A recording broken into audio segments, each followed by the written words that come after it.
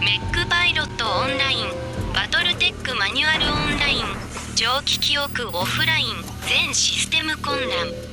バングルテックポッドキャスト起動。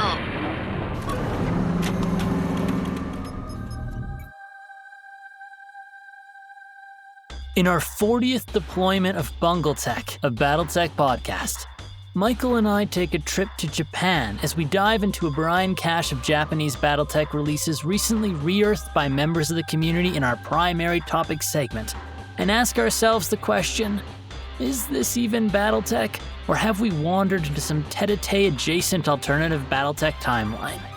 And in our extraordinary segment, we welcome some new members to the clan and share an announcement regarding an upcoming convention. Strap in as we tour a world where familiar mechs sport unfamiliar silhouettes.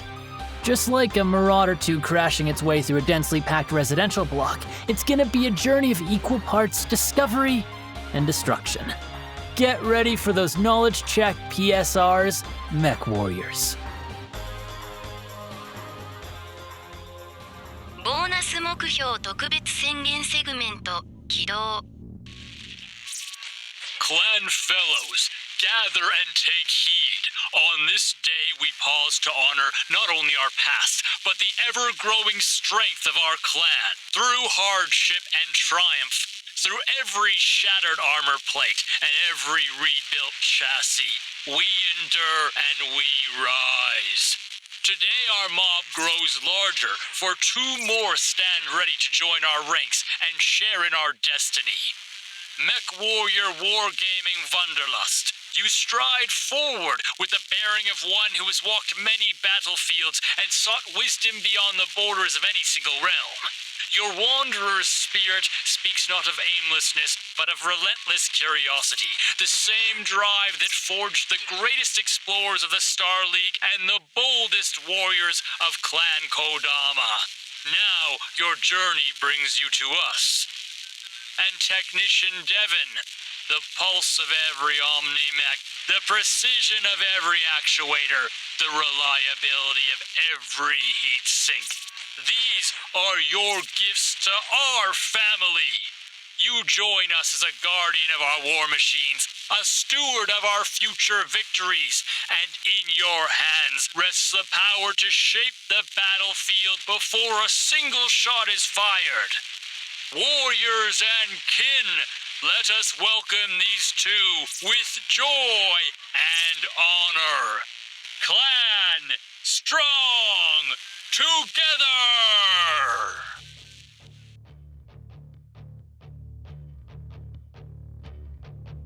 Quick BattleTech event announcement coming your way, MechWarriors. SobsCon 2026 is coming. Mark your calendars for June 27th to 28th, because Torchlight Games and Hobbies in Burlington, Ontario is hosting 2 full days of BattleTech action. Hosted by the Southern Ontario BattleTech Society and the Catalyst demo team. This is Canada's largest BattleTech convention, and they are packing it with as much mech-on-mech action as possible. Here's what's on deck.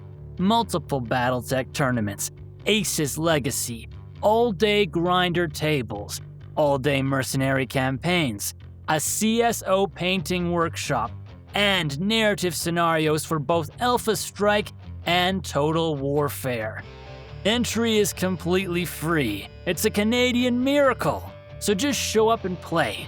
But if you want in on the tournaments, grab your tickets at torchlightgh.com.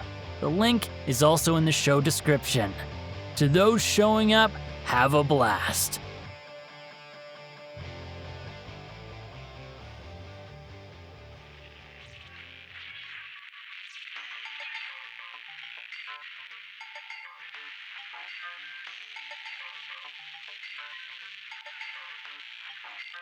This is Professor Michael presenting The Sphere We Live In.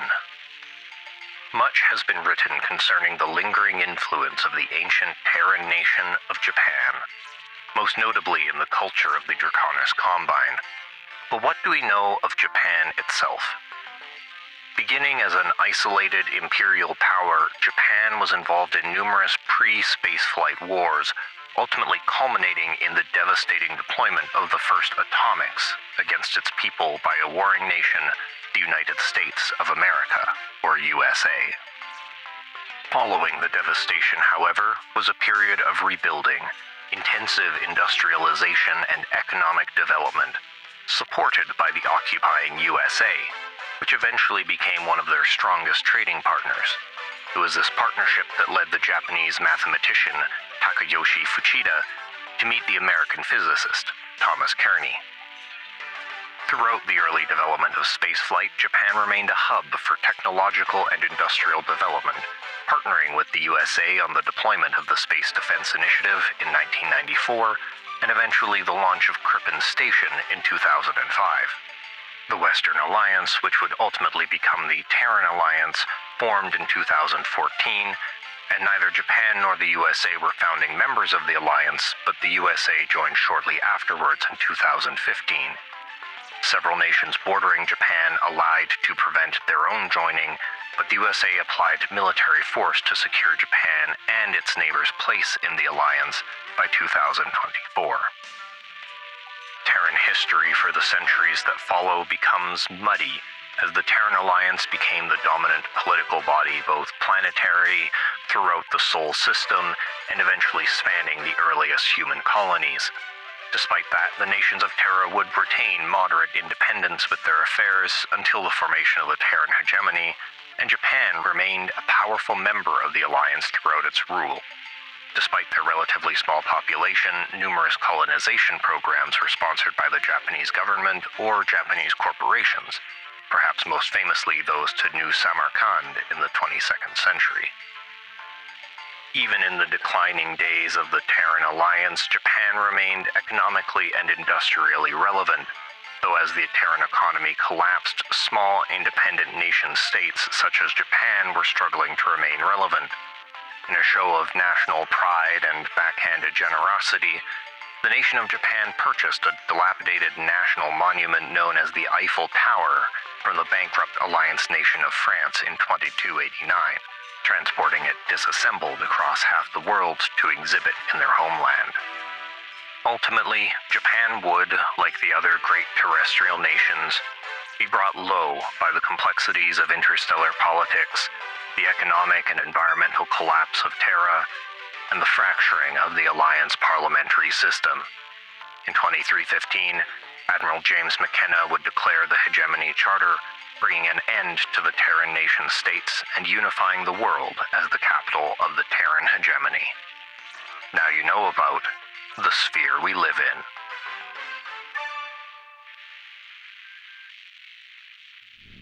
主要目標ポッドキャストのトピックセグメント起動 Hello, everyone, and welcome to episode 40 of BungleTech, a BattleTech podcast, or should we say a BattleTech podcast? Because today we are reviewing all the Japanese content that we have seen for BattleTech, the stuff that has been released across the years. Obviously, most of this stuff was released in the early 90s, specifically marketed towards a Japanese market. And before we get really into this, I want to say that Michael and I did the darndest looking through all the documentation that has been shared, all the stuff out there regarding these Japanese releases. But unfortunately, it was in Japanese. I did try to get some of it translated formally with some Japanese translators.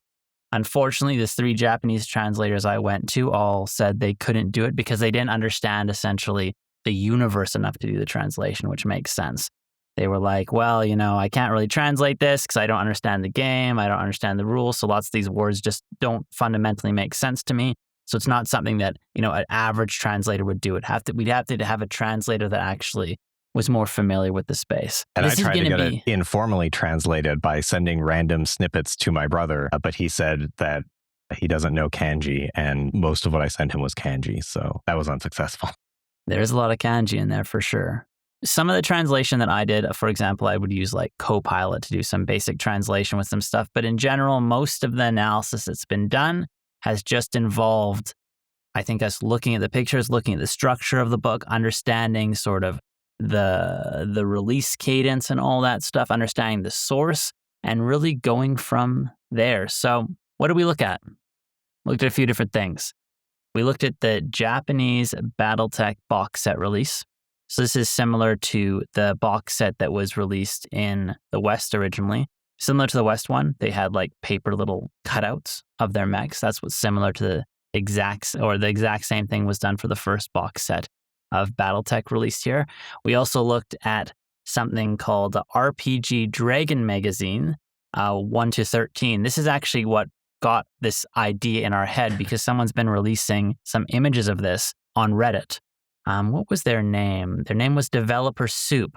Yeah, and they've basically been scanning some of these old RPG Dragon magazines and sharing them and sort of combing through them. So we looked through those 13 because they each had quite a lot of BattleTech stuff and actually did some stuff that was quite interesting, especially for the time, I think. We looked at art from something called the Argenta Asholeka Saga, which essentially were light novels, which it sounds like were based on the adventures that came about in some actual role-playing games. And we looked at some art in the Super Famicom Japanese release and some home PC game releases of BattleTech also in the 90s. We looked at all this stuff.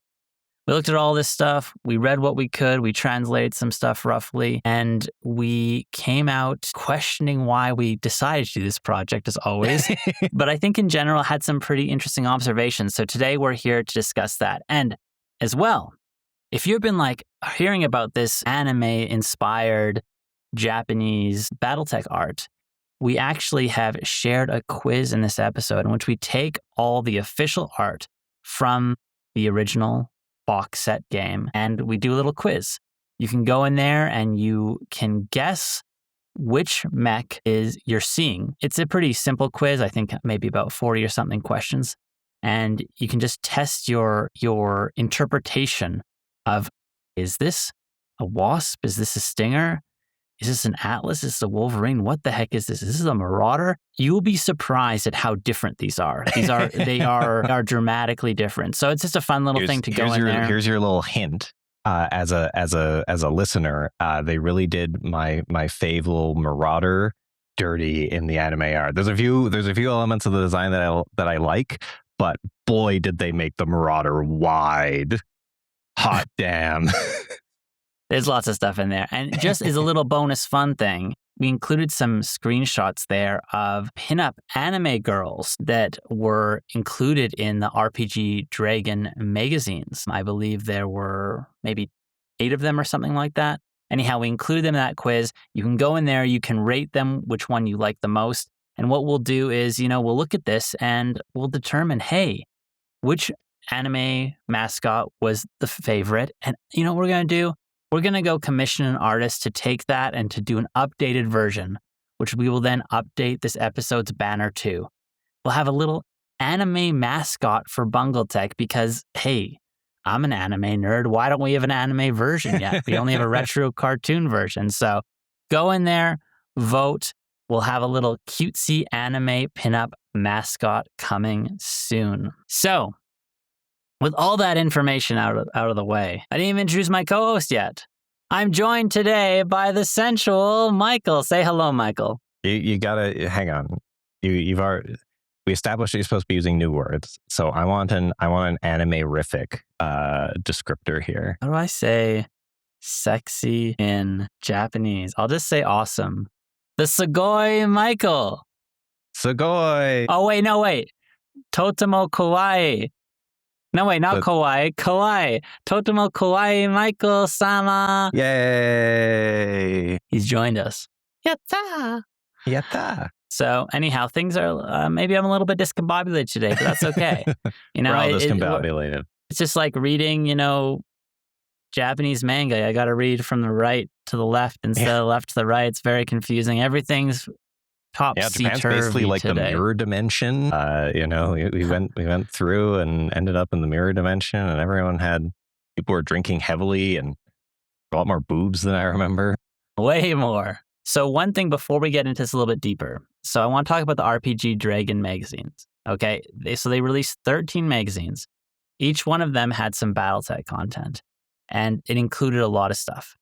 It included missions that were being released, a global campaign per se, or at least a Japanese country campaign They released a mission, I think, every 3 months when the magazine was released, for a total of 8 missions. They also released what looked like a MechWarrior RPG role-playing scenario as well, where you played specific characters. Gave you different scenarios to work through. I don't know if that was a recap of stuff that had happened or something you could actually play, maybe a combination of each. I initially thought there was a mech design competition because I kept on seeing all this custom mech art. But after going back and forth with the translator multiple times, looking at multiple pages, can you translate the results of this mech competition? He was very adamant that there was no mech competition. I'm like, what about this page? What about this page? I just wasted this guy's time. And this was one of the guys that was like, listen, we can't do this. So there wasn't a mech competition. There were so many people that talked about a mech competition. Is it mistranslations all the way down? I think what happened is I think that the people that were designing the Battle over 3025, which was the 8 missions that people were playing, I think they made custom mechs that they put in, or maybe they allowed players to make custom mechs, but I don't think anyone was sending anything in. And that's what I thought, because there's like even like some of my translations said that, but when I went to the Japanese translator and he actually looked at it, he said like, there is nothing here about people doing mail-in art submissions for anything like that. It's all it is about the GMs of the game explaining how and why they designed specific mechs. So I do think it was the people that actually did Battle over 3025. I was so convinced there was an art competition. I was like, man, I totally want to translate the findings and talk about this. I was so excited to. I'm like, this is a super cool community initiative. But guess what? No. And actually, Michael, it got me thinking. We can talk about this in the podcast. We should do an art competition for a bunker design. We should do a bunker design, do an art competition. I think that could be a really fun little engagement initiative. We'll have like a little cash prize, perhaps. And then we could the person who designed it, we could get them on an episode. We could talk about it, promote all the different artists. I think that'd be a cool idea. This was where my head was going. Anyhow, future opportunities. And also the RPG Dragon magazine actually included some tutorials about how to play the game. Funnily, at the end of the Battle over 3025 campaign, they're like, oh, wait, maybe we should teach people how to actually play this game. So they had 4 different tutorials, generally basic stuff. It wasn't 100% clear, but how physical attacks work, how different arcs work, how movement works, stuff like that. So anyhow, we got into it, guys. We got into the Japanese releases. But not enough to actually translate it. We tried a little bit. Yeah, we put in the work. We put in the work, but sometimes you fall short, right? Yeah, More times than not, this podcast. More times than not, we fall short. So let's discuss it, Michael. So first, actually, just random question. Of the new art, or of the Japanese art, which mech is your favorite? Which mech is my favorite? That's a really interesting question. Okay, so I'm gonna toss it back to you first. My favorite, just overall, I enjoy looking at this, or you enjoy looking at just aesthetics. Just purely aesthetics. That's tough. I really wish I could love my Marauder, but boy, it's pretty rough. And it's got some elements I like, but dang, is it wide. I don't like the big round things quite so much. Spindly ones are kind of cool. I feel like maybe actually the rifleman. I don't actually. I'm very mixed on the rifleman, the actual BattleTech rifleman, but I think that the anime rifleman's actually kind of neat. Yeah, it's good. Yeah, I'd probably go with that. Also, maybe a runner up would be the Japanese stalker, which just looks goofy as heck. How about you? I had to pull up on the other screen all of the pictures. So tell me what one yours, because I don't remember all these. The Phoenix Hawk. The Phoenix Hawk is crazy looking. I love this. That is a mech that looks very Solaris to me. Oh yeah. I just pulled it up. Got lots of angulars. It's got some edges. Got some guns. Let me check this out. That's a pretty solid mech. Wait a minute. Actually, you know what? I'm going to change mine. I've always had a soft spot for the Valkyrie. The Valkyrie in the Japanese art, I think actually like quite suits it because of the nature of what the Valkyrie is. I think the Japanese art of these like really sleek things with too many tubes coming out of them and all these like angled rounded surfaces, I think it actually suits the Valkyrie well. Okay, I was wrong. It's not the Phoenix Hawk. Phoenix Hawk is good. It's the Hermes. The Hermes to me is like that. To me is like Solaris. I love how that mech looks. That's one wacky looking mech. That looks like something from 40K. That looks like an Eldar mech. How dare you? How dare you bring 40K into this podcast? Censor it. This art aside, our favorites aside, we looked at this man. We went as deep as we could go. This depiction of BattleTech, how does this change the universe, or does it change the universe from your perception, Michael? And like, let's look at this high level, like even like, you know, the art of the mechs, the art of the people, the art of the world, all that stuff, like everything holistically. And even bigger, like to me is like why they redid the art. I'm pointing right to the elephant in the room at the beginning, which is there was some Japanese art. A company in the US bought that art and like traced over it and called that BattleTech. And then when a company in Japan licensed BattleTech to publish their own edition of it, they redrew the art again, but completely differently. And so like there's something fascinating about that whole like back and forth where like the vibe here is even then quite different from the like Robotech and Macross and stuff that became BattleTech. And I was reading a little bit about the lead artist for what was the company that published this? It was Nue Studio Nue. I don't know how to pronounce it. So the artist that was working on this, he told a story about like being on a plane and looking at the pictures of BattleTech mechs and being like, I recognize these, you know, I grew up with these. There's like, you know, we can't sell a product that has knockoff mechs on it. And so they basically went with a whole redraw of every single mech. And in doing so, you know, they opened up the door to like, you know, redraw something completely different. They did not care at all for the vibe that they were going for. When you look at these mechs, they're so like completely different. They're way more fantastical. They're covered in like, you know, holes and greebles, whatever makes them sort of look cool with, I would say, a lot of times very little grounding. Not that BattleTech has always been the most grounded art, but it's so much more fantastical in the pictures I see. Not only the raw art, but then once you get into the light novels and the RPG Dragon stuff, like it's like outright goofy a lot of the time. Crazy. Yeah, I agree. It is a weird place. I saw a comment from someone on Reddit when they were like looking at some of the pictures from one of the light novels where it's like, you know, it looks like what we'd think of as a cutesy like 80s or early 90s anime or manga. You know, there's a friendly gang of people, you know, just like laughing, and someone gets slapped because they, you know, touched someone's butt or something. And then it cut to the mech tech getting like blasted right in the chest and blood spraying everywhere.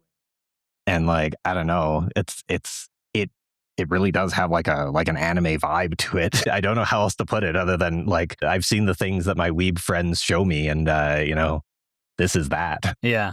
Yeah. I think that this universe is so different. It's so much cleaner. It's so much more fundamentally optimistic. That's the biggest thing I see about this. This is a happy-go-lucky universe with mechs and battle in it. You know, things are going to turn out all right. You know, things aren't that bad. Mm-hmm. Cool mechs, like we can be heroes. Like there's hope.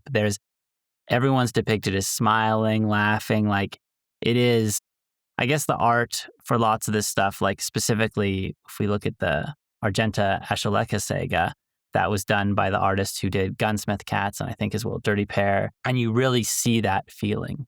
Like it feels the exact same way. It just, the art style is so inherently optimistic. And so you have these optimistic looking characters combined with these super sci-fi looking mechs.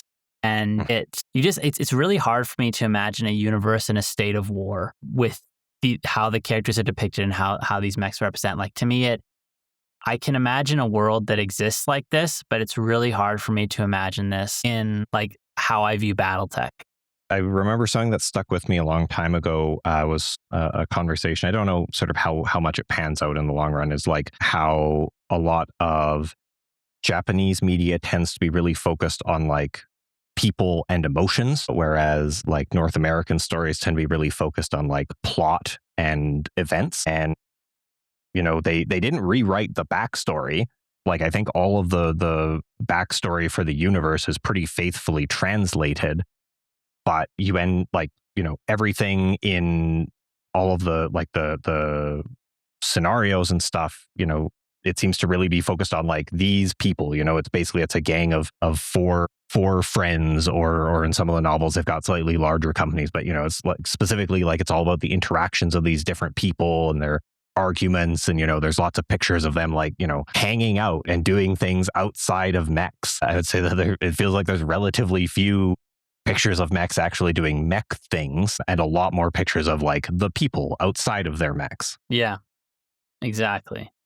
Yeah, like just, you know, chilling at the cafeteria, going for a walk in this beautiful city with all these clean, straight lines and very modern designs. Like everything looks, it's so clean. Like, yeah, it's different. And then occasionally, you know, something terrible happens and someone dies horribly. To me, this is as parallel a universe as the Tetatae are to other people. To me, like, I could. Interesting. It's like you have the Tetatae, which people are like, oh, this is too much, aliens and BattleTech. And like even the Tetatae setting is very, very strange. Like the planet and the technology, and it's quite different. And then to me, this is really in the opposite direction. Yeah, obviously, like if you have Tetatae in one extreme, you know, going almost backwards, this is the same thing, but in the future. Like I've been thinking about, for example, like let's imagine this. Let's imagine this as a separate era in BattleTech. Mm-hmm. If we imagine this as a separate era in BattleTech, first, what year do you think it could take place in? I'll go first. I have two perspectives. One, I think it could be, let's say the Star League didn't have its fall. Mm-hmm. If the Star League didn't fall, and, you know, everything continued the way it was, maybe give them 100 more years and it could get here. So I could visualize lots of elements like this in the Star League sort of era of BattleTech. But if not, it's going to be further. It's going to be further ahead than where we are now by, I don't know, it'd have to be hundreds of years, I feel like that. Yeah. How about you? Trying to think. That's a really hard question, because like, when I look at the designs, you're right. You know, the vibe is totally different, and it does feel more futuristic. But and it's hard for me to say without actually being able to read the light novels. Like if the tech was a bit more fantastical, you're right. Like BattleTech feels like, you know, it's 1,000 years in the future, but everything I can sort of like figure out how it happened. This feels more like, you know, is 100 years even enough? I don't know. I feel like if this is something where humanity like triumphed to the year 3000 and everything is, you know, space battleships and space robots, legions of space battleships and space robots, and then the fall happened, then the fracturing and everything.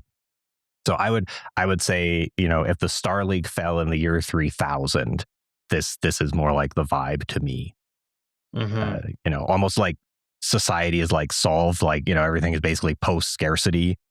Everyone has what they need, and we have nothing to spend all of our resources on except extremely clean, gleaming robots. Yeah. I shared a picture. I don't know if you'd come across it, about the difference in the cockpit for one of these mechs, and you know, it's like this space age cockpit. You're in like this like white space suit, and there's like, you know, hollow displays all around you, and you know, everything is like white and clean. You know, it looks like a future spaceship, whereas the original BattleTech cockpits, they look like, I don't know, they look like a Vietnam era fighter aircraft that's been cobbled together. Pieces have fallen off and been glued back on. You know, it's all tactile switches and stuff that was like marginally old at the time of writing. And so, yeah, it's BattleTech. BattleTech, I would almost say, doesn't feel like it's happening in the year 3000 to me. Like it doesn't feel that far in the future. This feels like it could be 1,000 years in the future. Yeah, I think that makes sense. Yeah, oh man, it's just so different. Like the art, the mechs look more modular in nature. It's like like the ability of the worlds at this time to actually the ability to manufacture these mechs to be this clean and for them to balance like the way they are and to repair them and all that stuff. Like it's such a higher bar than what you see in BattleTech. And even like, I feel like when you look at sort of traditional BattleTech in the West, PSRs, for example, like, oh, you got to make a PSR when you're going through water, your fall. These new mech designs, PSRs don't even make sense to me. These mechs, like, they don't need PSRs, man. They're so well designed. They're so refined. They're so balanced. Yeah, it's hard to imagine one of these, like, the story of, a battered mech, your mech tech rapidly stripping off armor plates and gluing fresh ones back on with whatever stores you have. When I look at these, every single piece is, custom and bespoke. These things aren't cobbled together from years. These are like precision manufactured every single component. So you need that sort of like nebulous, like anime future manufacturing capability of like, oh yeah, I can just 3D print myself new hands or something, I don't know. It's yeah. Exactly. Like any element you look at this, okay, the manufacturing base, the resource base, like everything like is connected and creates this web of things that feels to me inconsistent with the BattleTech universe as where we are in the timelines. Because you can't have this amazing manufacturing base that can make this in a society that, is struggling with resources, in a society that has perhaps, I think, constant war. It just doesn't fit. Okay, so now I'm going off the rails from our planned questions, and this is off the rails. This is something that we said we were going to leave out here. But some of the like mech designs and early art for clan mechs came from Japanese companies and Japanese designs. Imagine, put yourself way back when the clan invasion happens. You've been playing with all your clompy mechs, and all of a sudden, the anime version of a Hermes shows up at your table in your book. What do you think? Would that fit? Anime version, and what I know, it's from the clans. If the clan mechs showed up and they looked like these anime robos, I mean, it would just showcase how, once again, advanced the clans were. And it would just make the fact that the Inner Sphere somehow held them off that much more ridiculous. It's like, you have, let's say you have a Timberwolf fighting, like, I don't know, a Timberwolf in comparison to a catapult, right? Like, you can imagine a few of these, or let's use wasps, okay? So you have the Western wasp and the Japanese wasp. You can imagine the Japanese wasp taking out like 10 of these Western wasps easily by itself. Like no problem. It's just they're so much sleeker. They look so much more technologically advanced that there seems to be such a much more dramatic gap in the technological base. To me, the clans, it wouldn't make sense for them to come back like with mechs that looked like this. Because why would they come? Why would you? Yeah, I know. Like to me, it's like to get this level of technological sort of this standard, I feel like it would have to say so much about your society. And I feel like if they're that evolved in all those other ways, they're probably also evolved enough to not like have this delineation between Crusader, Warden, and like have the approach that they had. Or maybe they just send a single wasp into Terra, and that wasp just destroys the entire defenses and takes over Terra. Like it just wouldn't fit. It wouldn't fit. I kind of want a game now that's basically like clunky, slow BattleTech robots versus like one robot from Armored Core. Just like one mech from Armored Core just comes in and friggin' skates around at the speed of sound, and you're trying to command a battalion of mechs to hold it off. See, that's a good way to think about this too, because I've always been thinking about this, because we know like lots of the original art was from Macross. So I've been thinking about the delineation between sort of Macross, like is BattleTech closer, or is this closer to Macross? Is this closer to Gundam? I was leaning towards Macross, but it's definitely closer to Armored Core. Mhm. Like Armored Core is what this feels like. And so, and the funny thing is, do you remember the original Armored Cores? The original like Armored Core like 1 and 2, those mechs sort of like, other than their jump capacity, those were actually, it was a pretty slow game. Those were closer, you could argue, to traditional BattleTech, but as Armored Core got rebooted, then it became very, very anime Yeah, that's as a well. good point. Yeah. So it's like the new version of, this is like the new version of Armored Core, and the old version of Armored Core was closer to BattleTech, still like light years ahead, but closer. Crazy.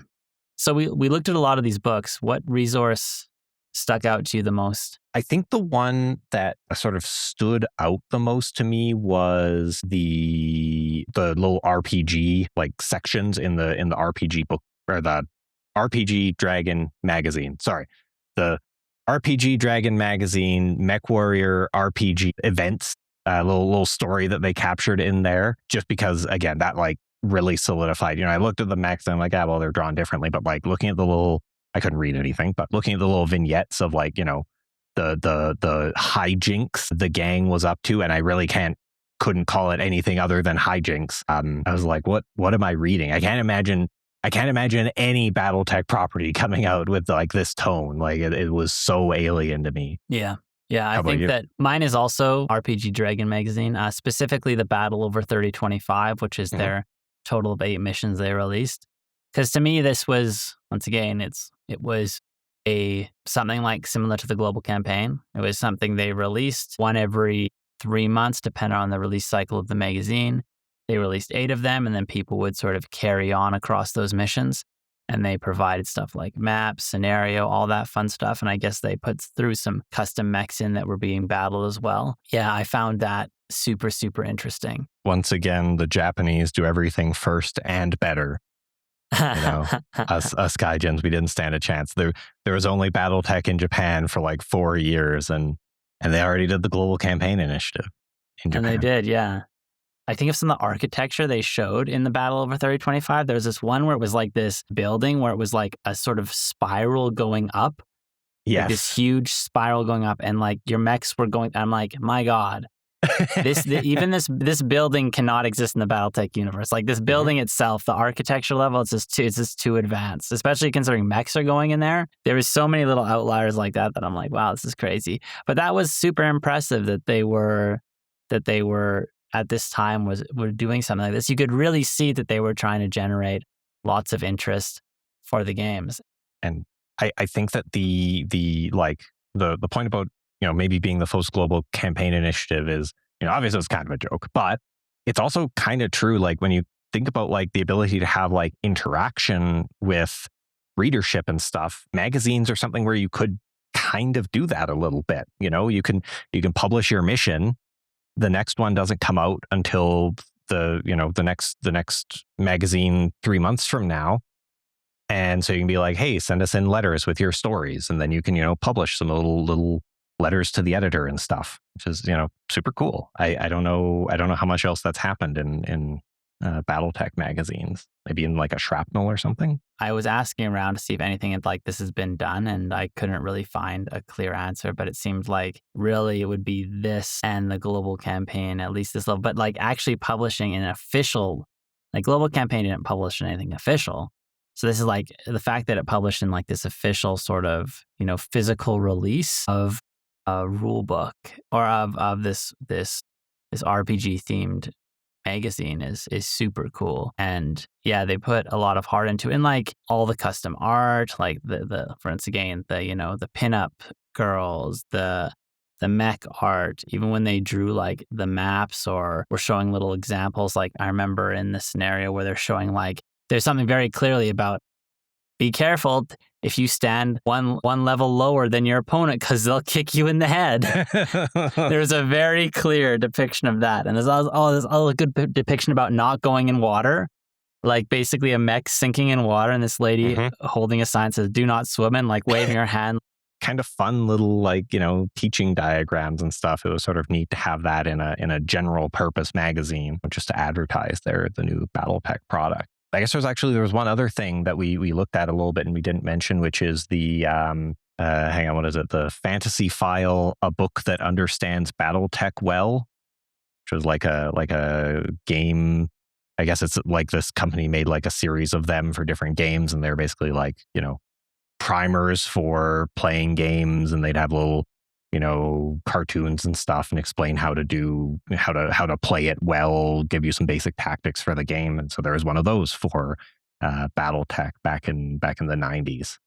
So there was a little bit of a push. There was like I say, like 4 or 5 years where there were a half dozen products pushed out. When you were looking at this, you had some unique sort of observations regarding the Dragon, RPG Dragon magazines. Yeah, so something I was wondering about is, I think that we've probably understated it so far about the custom mechs, but every single one of these magazines had like 4 or 8 or more custom mechs in there with like the basic build out. A little like comment on them and a little picture, and that stood out to me. I know that the core rules that they translated had mech building rules, and I suspect that carried over from the actual second edition it was translated from. But at least while I've played BattleTech, building custom mechs has never been that big of a thing. Has it ever been a big thing to you? Have you ever seen a lot of that? Mech building. People love building mechs for sure, but I don't think that it's been since Mega Mech came out and people can now do it in an automated fashion. Lots of people do it, but manually going through the books or manually doing it on record sheets they were doing in this is definitely not as common. It is interesting to see how even in Japan, BattleTech loves its custom stuff. We love our house rules, and the RPG Dragon Battle Over 3025 campaign was no exception to that. They loved creating homebrew stuff. Yeah, I was surprised by how many of them they made. And I wonder if that was sort of a market decision that, they thought that the Japanese market would be more excited by, the chance to build your own custom mech for your custom character, as opposed to, I inherited my, I've got a bog standard blackjack. Many are like it, but this one is mine. You can't tell the difference, but yeah. I was so surprised about when you see all this art. And then I'm still surprised. These were not submitted by individuals. I thought that people submitted their mech sheet or submitted their art, and then it was published in this book. So I will not be surprised if after we release this episode, someone said, no, I speak Japanese and I've read those books and there was that, and your translator was off base, because it just seemed like how everything was set up and how everything was flowing, it was really going towards the direction of, people submitting their stuff and this being evaluated collectively. Such a cool sort of engagement idea, right? To do this. I've heard of other BattleTech mediums that have done reviews of user submitted mechs and stuff like that online, but adding that art there, that is super, super nice. So if we hear back after the release episode, no, you're misinterpreting this, truly I won't be surprised. I will not be surprised if the Japanese translator was wrong, or maybe he just wanted to get rid of me.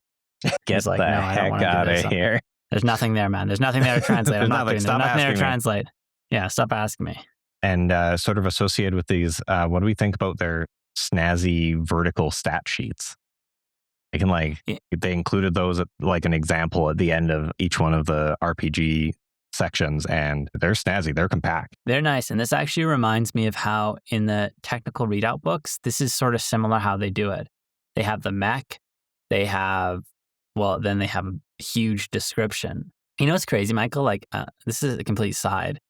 But I was talking to my buddy about BungleTech a while ago, and he was basically saying to me, he's like, oh yeah, I'm not surprised you're doing this. I remember when we used to take like road trips together and your mom was driving, you'd be reading me the technical readouts. And I'm like, what? I used to read to you out the technical readouts as we were like on like long 7-hour car rides. Like, what would I be reading to you? He was like, yeah, man, you were like into it. You're like reading the lore, going through the weapons and everything like that. I'm like, I don't remember this at all, man. That was when I must have been like, I don't know. That would have been like 8-year-old Nathan sitting there with technical readout 3050. Wow, this Centurion was built in here. 75 tons with a 300 rating engine. Cool. That's amazing. I know, literally. Just like buzzwords. Anyhow, so yeah, I like this. I like how compact it is. And it's very reminiscent. It's actually a nicer looking view, in my opinion, of how we do it in our technical readouts now. But they do sort of put in little tables like that as well, which is nice. And looking at this photo, I forgot one other mech that I love the look of is the Battlemaster. It definitely, the anime Battlemaster definitely looks like a hero mech. A Battlemaster. He's a master of battle. Way better than the big nerdy cockpit with the original art. So bad. It is a hero mech. It's the mech being piloted by the leader of your training squad. He's a great hero who has 20 years on the front lines. He's super experienced. He wins every battle until he dies, and it's like motivating for you to go and become more powerful or whatever. Yeah. Sorry, I'm being. Are we being culturally insensitive or are we committing microaggressions here? I love Japan. I don't know if I'm intentionally being offensive. I'm sorry.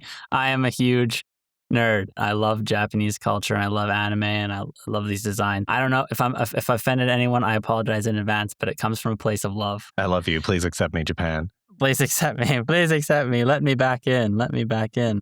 So the last thing I wanted to point out is I think the teaching diagrams are really cool. These weren't in like the original core rulebook, but they're in like a magazine. And I don't know, just the cute little way that they go through and explain like the important rules. And like, I couldn't read any of it, but I could see the little diagram where they're explaining how like cover works. And that if you have a one high cover between a mech at level 0 and a mech at level -1, but they're not adjacent to the one high cover, then technically it's not providing any cover because of the cover rules. And I was like, I understand that. I understand that little picture. It depicts it perfectly. This is an example of, in my opinion, of missed opportunity in Western BattleTech releases. Most of this stuff is like, most of the art, like how it's set up. To me, I don't really want this in Western BattleTech. I don't like the vibe necessarily. Like it just doesn't fit.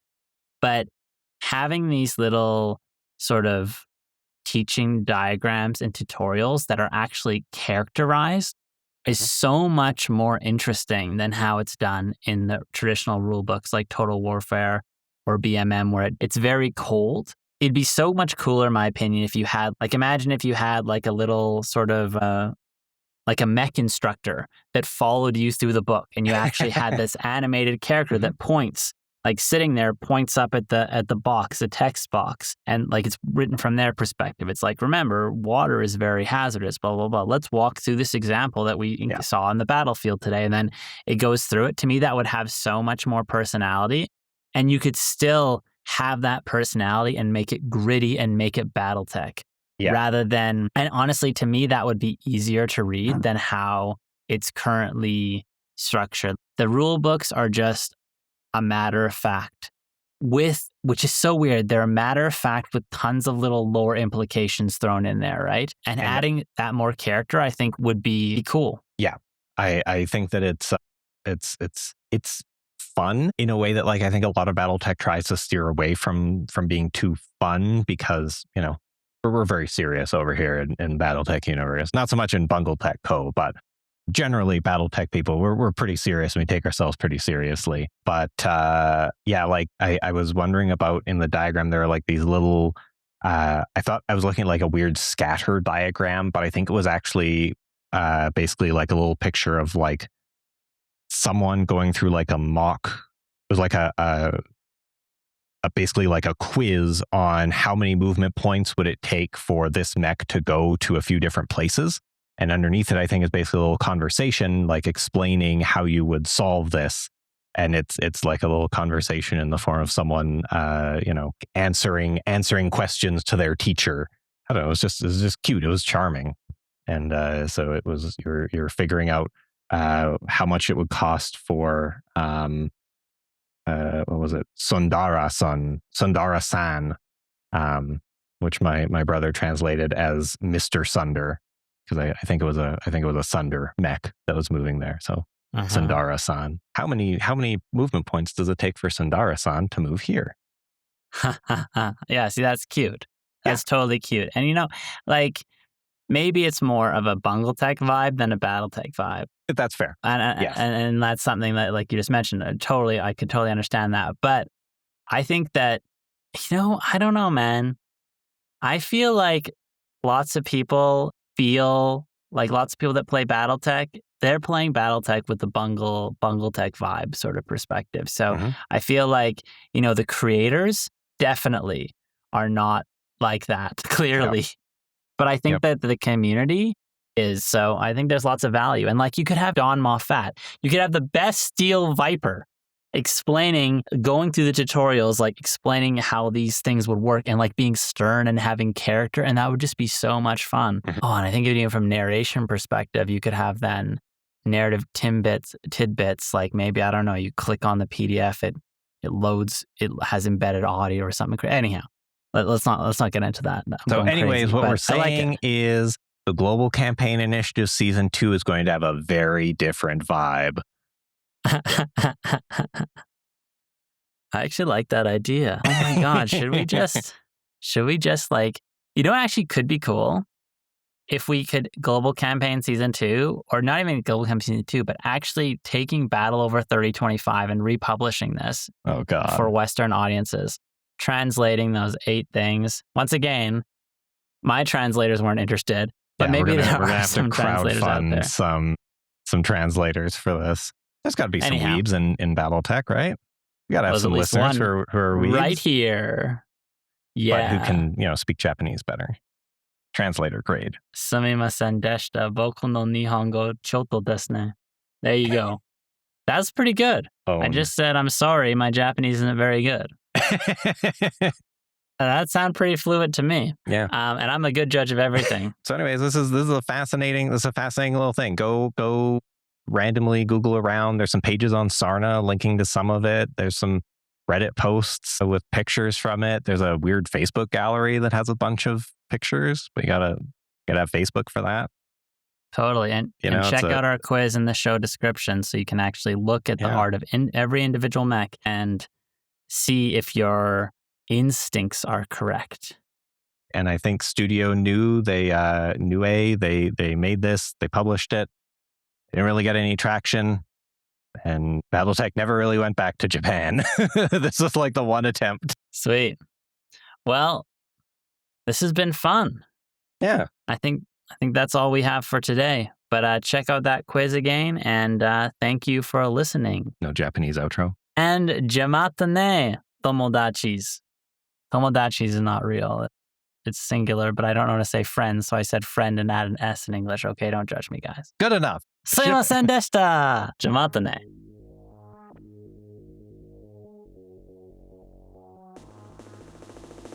And that brings us to an end of another deployment of BungleTech. If you want to check out some of the Japanese depictions of BattleTech mechs and see if you can guess which is which, we've included a radical quiz in the show description. And trust me, it's way harder than you will imagine. As always, you can find us via Discord, email, Twitter, and Patreon, all linked in the show description. And to those Patreon supporters, truly, truly, truly appreciate your support. Until next time, Mech Warriors, good fortunes on the battlefield. Selah.